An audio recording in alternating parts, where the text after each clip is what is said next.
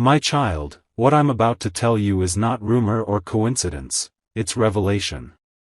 Because moments ago, behind closed doors, something irreversible took place. Papers were signed. Seals were broken. And a name that once lived in honor was written in ink that can never be erased. Yes, my child, the authorities have issued a warrant, not for some faceless criminal hiding in shadows, but for someone the world once trusted, someone whose hands once held the power to heal. Yet now those same hands are trembling, not from compassion, but from fear. Because justice has remembered what man tried to forget. Listen carefully, because as I speak, engines are already starting. Officers are leaving their stations. Radios are alive with one name, the same name that, when spoken, will change everything. The order has gone out.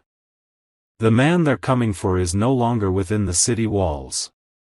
He's standing at the edge of the border, beneath a sky that hides more than stars. He's not alone. In his grasp is a heavy case, sealed tight, marked with symbols no one dares to question. And from that case, something seeps, not blood, but something darker, the weight of guilt. Each step he takes leaves a trace, faint yet unmistakable, like the echo of choices long buried. The bag drags against the earth as if it refuses to be carried. It hums with the memory of what it holds, evidence of mercy betrayed. Now, before you ask, who is he, Lord? What has he done? Let me take you back to the moment this began, to a small room where truth was signed into existence. The hour was late. The room was still. Only the clock dared to move, its ticking slicing through the silence like a heartbeat waiting to stop. 3 officers stood in the glow of a single lamp, their faces heavy with disbelief. On the table before them lay the file, thin, ordinary, unassuming, yet inside it, the weight of corruption spanning years. The chief pressed his thumb against the edge of the warrant, staring at the name printed in bold. His lips moved silently, as if reading it aloud would curse the air. Dr. Nathan Cole, he finally whispered. Another officer leaned forward. The surgeon? The chief nodded slowly. Yes. The same man who once received awards for saving lives. The room felt colder. Outside, thunder muttered across the sky. The chief lifted his pen, its tip trembling above the line that would seal fate. If we wait another day, he said, the truth disappears forever. And with one motion, sharp, final, he signed. The ink spread like a shadow on the page, and the warrant became law. Meanwhile, far beyond the city lights, Dr. Cole's car cut through the night like a whisper no one wanted to hear. His headlights swept across the border road, barren and endless. He drove without music, without thought, without breath, just silence and the hum of a conscience refusing to die. In the passenger seat lay the sealed case. It pulsed faintly with a red indicator light, as if alive. Every few moments he glanced at it, his jaw tightening. At the checkpoint ahead, guards yawned in the dull glow of floodlights. None of them suspected the man approaching was the one their superiors were already hunting. His credentials read Medical Humanitarian Transport. The signature on the clearance paper, forged weeks ago. He stopped briefly, nodded politely, handed over the document. The guard waved him through without a second glance. And just like that, he was gone. Across the border. Out of reach, or so he thought. But, my child, the unseen realm sees what the human eye misses. Even as his car vanished into the mist, the heavens recorded every motion. Every lie. Every plea for mercy ignored. Back in the city, the chief's phone rang. Static. Then a voice, "Sir, we just received word. He crossed 5 minutes ago." The chief clenched his jaw. Then we're not too late. Prepare the extradition order. I want him back. And so began the pursuit. Not just of a man, but of what he carried, that forbidden cargo that the world was never meant to see. What was inside that case, you ask? Not money. Not files. Not jewels. Something far more valuable, and far more damning. Something that proved how far the human heart could fall when it forgets its maker. Dr. Nathan Cole wasn't running from punishment. He was running from the truth that his brilliance had become his blindness. He once stood in white coats, smiling in photographs. He once touched the hands of the sick and said, "Trust me." And they did. But behind those smiles were transactions, choices where compassion was traded for greed. He didn't just lose his way, he lost his soul. And now, that case was filled not with science, but with shame, physical proof of a moral crime that the heavens could no longer ignore. When the authorities finally reached his empty house, they found the walls lined with certificates, commendations, and plaques. But beneath one of them, a hidden compartment. Inside, a small leather-bound journal. Its first line read, "Every life I touched left a trace, and now they all come back to find me." The chief closed it, his throat tight. He knew, he murmured. He knew this day would come. Outside, rain began to fall, not soft, but heavy, relentless, like a cleansing that refused to stop. My child, this is not merely the story of one man. It's the reflection of a world that often chooses reputation over repentance, appearance over truth. So many wear coats of respectability, hiding secret stains beneath. But I see every heart. And what I'm revealing now, through this story, through this moment, is not to frighten you, but to awaken you. Because just like Dr. Nathan Cole, there are many running with bags they think no one can see, burdens filled with compromise, guilt, or sin. They think they've crossed the border of consequence, but I am the God who waits on both sides. And now, the chase continues. The authorities race through the dawn, the sirens crying out like echoes of justice.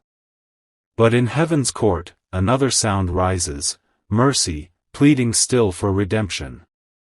For even now, I have not stopped calling his name. Nathan, I whisper, come home before it's too late. The rain kept falling, my child. Each drop struck the earth like a gavel. The roads shimmered under blue lights, reflections stretching and twisting across puddles. The convoy moved in silence, no one spoke. The chief held the radio close to his chest, waiting for the call that would tell him the fugitive had been found. Checkpoint 9 reports movement, the voice finally crackled. One vehicle, matching description. Engine cold. Driver missing. They stopped beneath a bridge where the storm pooled into a river of silver. The car sat abandoned, door ajar, wipers still swinging in rhythm. Inside, the officers found the identification badge, the same signature the guard had seen at the border, proof of deceit written in perfect ink. On the seat rested the sealed case, the indicator light blinking slowly, like the heartbeat of a secret trying to die quietly. Don't open it, the chief said.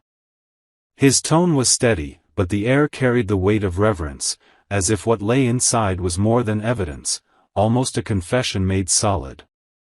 He slipped on gloves, lifted the case, and handed it to his partner. Tag it. This isn't over. He's close. They spread out, following the tracks that led up the hill toward the ruins of an old clinic.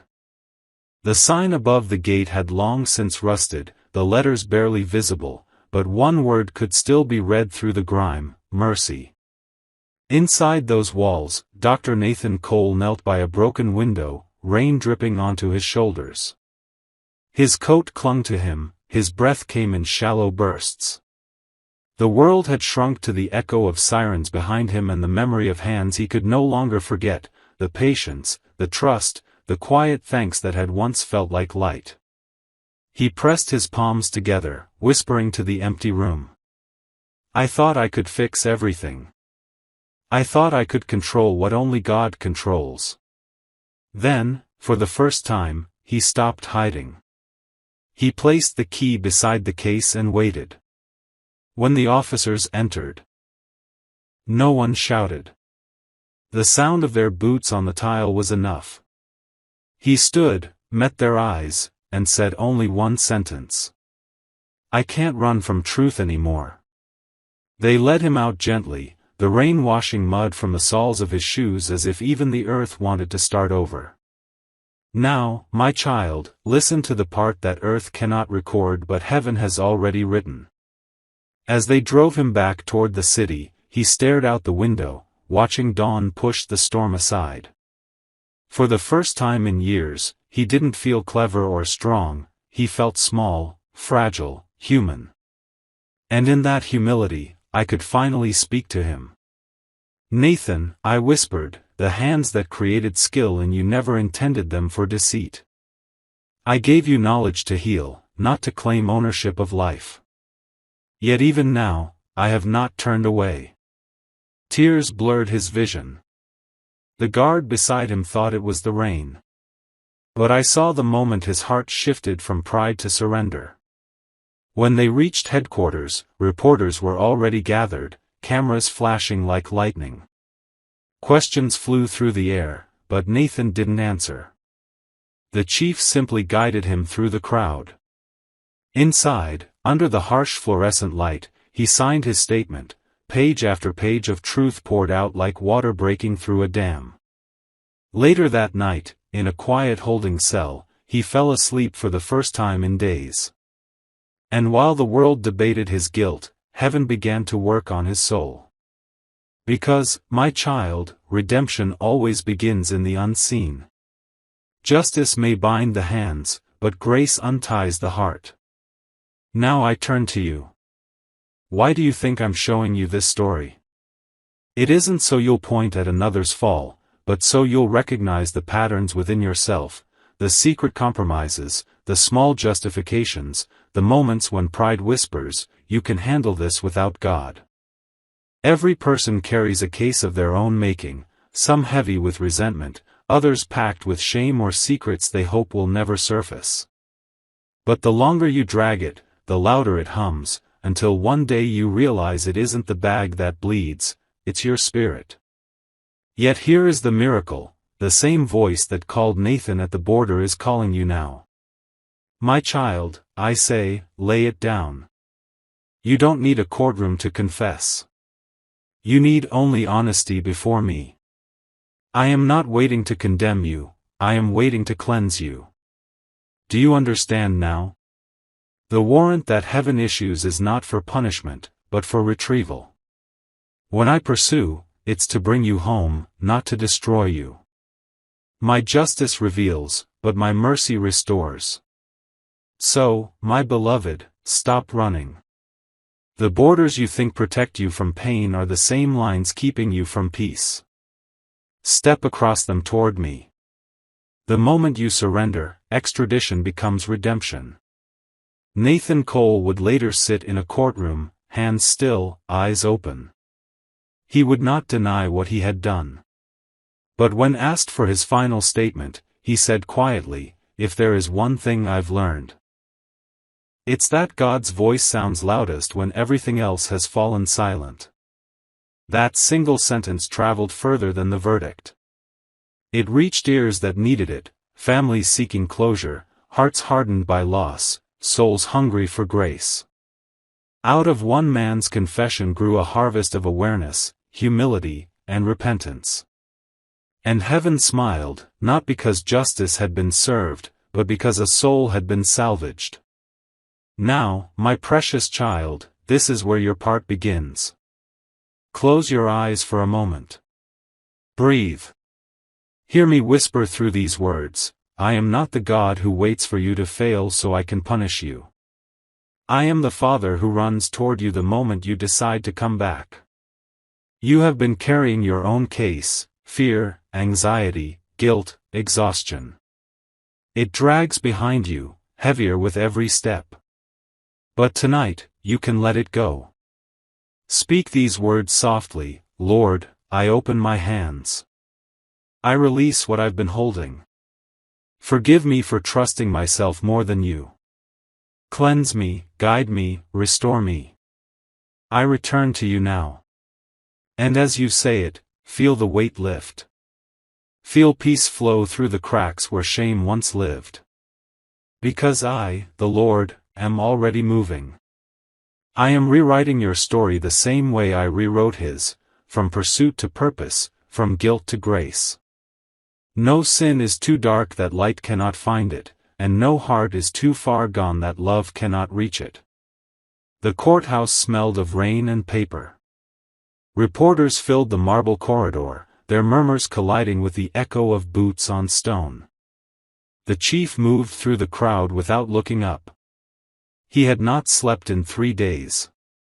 The file he carried was heavy, not from the pages themselves, but from the weight of truth finally spoken aloud. When he entered the chamber, the air shifted. The judge, a woman whose face carried years of fatigue and fairness, adjusted her glasses and said simply, "Bring him in." 2 guards led Dr. Nathan Cole through the door. He walked without resistance, his posture straight, his expression unreadable. No arrogance now, only surrender, like a man who had finally stopped pretending he could outrun his own shadow. The cameras clicked. Somewhere, someone whispered his name. He did not react. The clerk read the charges, phrases of betrayal that sounded sterile on paper but echoed like thunder in the heart. When asked for his plea, he lifted his eyes and spoke softly, "Guilty." The word hung in the air, simple and irreversible. A collective exhale rippled through the room. The chief looked down at the floor. He had prepared himself for denial, for excuses, for the usual dance around responsibility. But not for this. "Would you like to make a statement?" the judge asked. Nathan nodded once. "There is nothing I can say to undo what has been done. But there is something I can say to prevent it from happening again." He turned toward the spectators. When you start believing that skill gives you ownership of life, you've already lost sight of its giver. Pride disguises itself as purpose, and that's how corruption begins. The silence that followed wasn't cold, it was reflective, like a congregation realizing a sermon had been preached to them, not about them. The judge recorded his words. The hearing moved on. But the story didn't end in that room. Outside, the storm had passed, leaving puddles that mirrored the sky. The chief stepped into the open air, removing his hat. He watched a single ray of sunlight cut through the clouds and rest on the courthouse steps. For the first time, he felt the case was not only about crime, it was about conscience. He turned to his deputy. "Make sure every detail of this case stays transparent," he said. "No more secrets. We clean the system the way he should have cleaned his heart." Days turned into weeks. Evidence was catalogued, testimonies gathered, and with each revelation, a larger web of deception unraveled, contracts, favors, approvals signed without question. But alongside exposure came something unexpected: reform. Hospitals began auditing themselves. Anonymous letters arrived at the agency, whistleblowers who had once been silent now speaking. Justice was spreading, quietly but firmly, like dawn advancing across the horizon. One evening, the chief sat in his office reading the last page of Nathan Cole's journal. It ended not with confession, but with gratitude. If truth must hurt to heal, then let it hurt. Better an honest scar than a hidden wound. The chief closed the book, feeling the weight of that sentence settle into his own chest. He reached for the phone, dialed his wife, and said, I'm coming home." Outside his window, the city lights shimmered on wet pavement. For the first time in months, the sirens were silent. Meanwhile, in a small correctional facility on the outskirts of the city, Nathan Cole began his new routine. The walls were bare, the days measured by bells and footsteps. Yet inside that monotony, something began to shift. He asked for paper and a pen. The guards expected him to write appeals. Instead, he began writing letters, to medical schools, to young interns, to anyone who would listen. Letters that started not with advice, but with warning. "Remember," he wrote, "you don't save lives, you serve them. And the moment you forget the difference, you stop being a healer." The letters multiplied. Some were published anonymously, others passed hand to hand.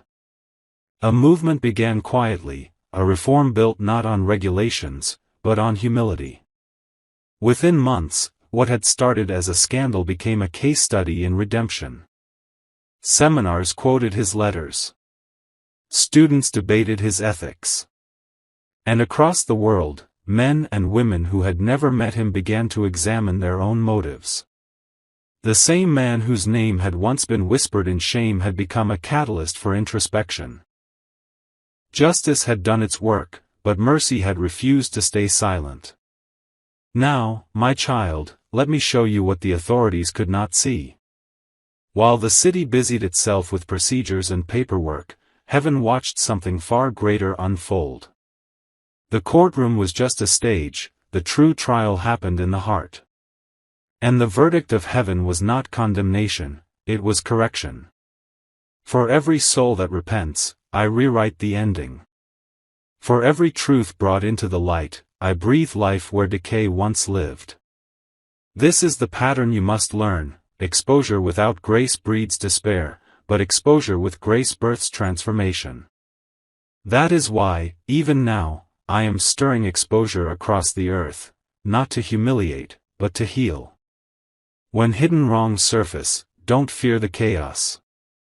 Look for the cleansing. As weeks turned to months, Dr. Cole was transferred to a rehabilitation program. There he worked in a small infirmary, assisting nurses, treating minor injuries. Every day he wore a plain uniform, no title, no privilege. Yet every patient he touched felt something beyond treatment: gentleness, sincerity, and a humility that had cost him everything. One evening, a young inmate asked him, "Do you ever wish you could go back?" Nathan smiled faintly. "If I went back, I might make the same choices again. But now I know better. So I don't wish for the past. I pray for tomorrow." That answer would later become part of a documentary. People would call it wisdom. Heaven called it repentance. The chief retired a year later. At his farewell gathering, he spoke only one sentence: "Truth doesn't end a story, it starts a new one." And somewhere miles away, in a cell lit by a small window, Dr. Nathan Cole whispered the same line to himself as he watched sunlight spill across the floor. The case that began with a warrant had become a testament, a living parable written in real time. "Now, my child, look how every thread connects. The officers sought justice, I sought hearts. The judge pronounced guilt, I pronounced grace. The world saw scandal, I saw salvation. This is why I tell you these things, not to entertain, but to awaken. Because each time you witness the fall of another, you are invited to rise yourself." Months passed quietly, my child. The world moved on, the headlines faded, and the case file that once set cities trembling was now a record resting in archives. But heaven doesn't archive hearts, it continues the work until the soul is whole again. The walls of the correctional facility were high, but within them something sacred began to bloom. Every morning, Nathan Cole would rise before sunrise and sit by the narrow window of his small room. He watched light spill through iron bars, and each beam reminded him of grace that finds a way through any barrier. He no longer kept count of days.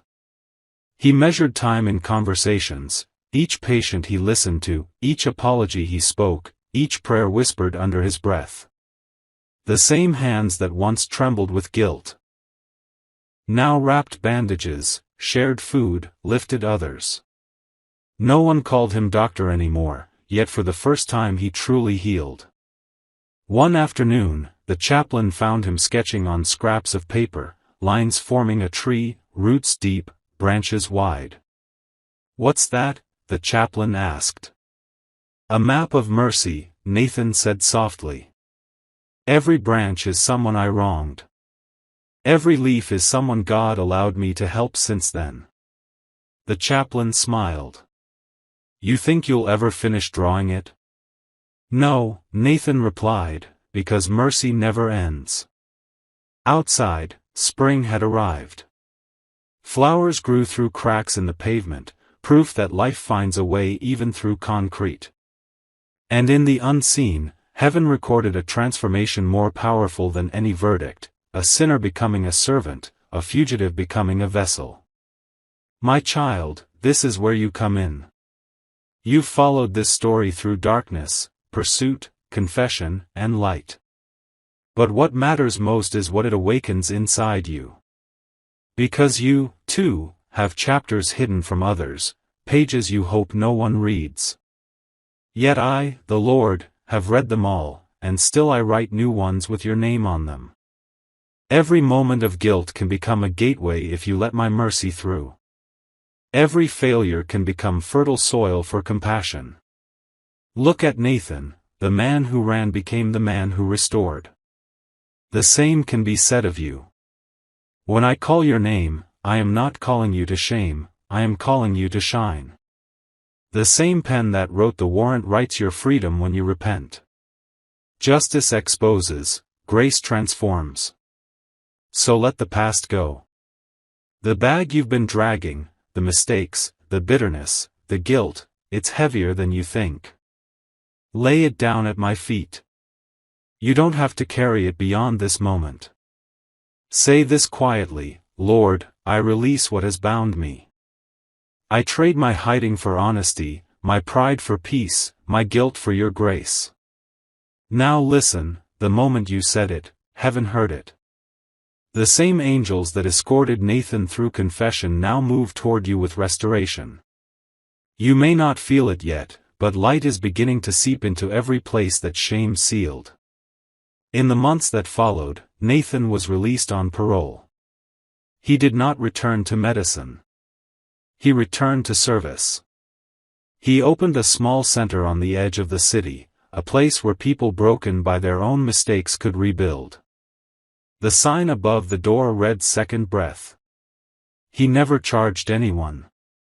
He said every soul that walked through his door reminded him of himself on that border road, tired, guilty, afraid, yet still pursued by grace. Reporters tried to interview him. He always declined. "My words already spoke once," he said. "Now my actions must speak louder." Every Sunday, the sound of prayer filled that small room. Some came to confess, some to weep, some just to sit in the silence that feels like forgiveness. And every time, Nathan whispered a single sentence to them all, "Mercy brought me home, it can bring you too." Now, beloved, look closely at how heaven ends its stories. It doesn't finish them with applause or punishment, it finishes them with purpose.